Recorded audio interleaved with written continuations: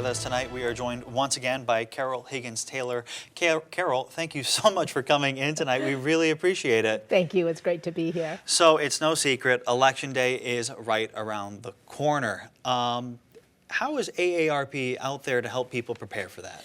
They have put on their website the voter guide, aarp.org/me, and it'll tell you anything and everything you want to know about voting. If you're not registered, it will help you do that, which you can register. If you're not registered, you can register right up to and through November 4th and in person at City Hall. So you call your town office. So they have a lot of information, aarp.org/me, for all you'd want to know about the referendum questions and getting out to vote. And that's the important thing we really want to stress, is getting out and voting. This is not a presidential election. It's not a gubernatorial race. So historically, those numbers are down for people voting. But if you think about it, a lot of towns have city council seats, school board.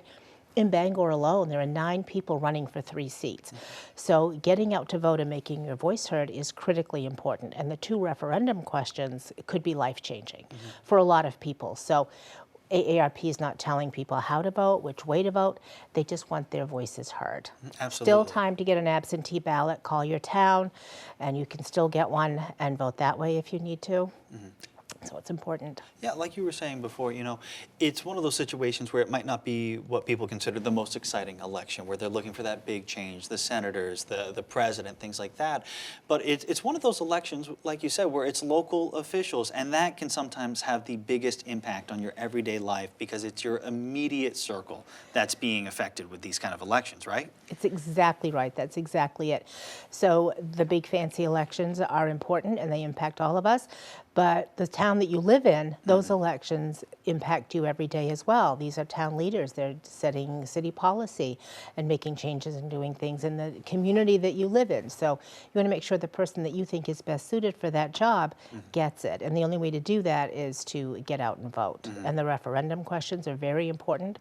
First one involves absentee voting and voter ID. And the second one, you teased it about the gun laws. So I think it's really critical to just go out and do it. November 4th, a couple of weeks, we're winding down.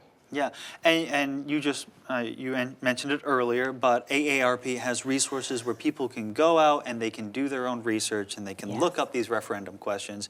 And do they also have local council leaders or anything that people can look on there, or are we just looking at referendum questions on there? Just looking at referendum questions, but I didn't do a deep dive into each county, but the Bangor Daily News did a great job of profiling the candidates in Bangor. You can talk to your town office and really, like you said, really research the questions, look at them, think about them, go on the website and read about them. It's really easy to see political signs, but don't trust those. I mean, everybody, they all have a reason, they have a purpose, but really research the question and see which one's going to impact your life and your family and how you feel about it. It's aarp.org/me.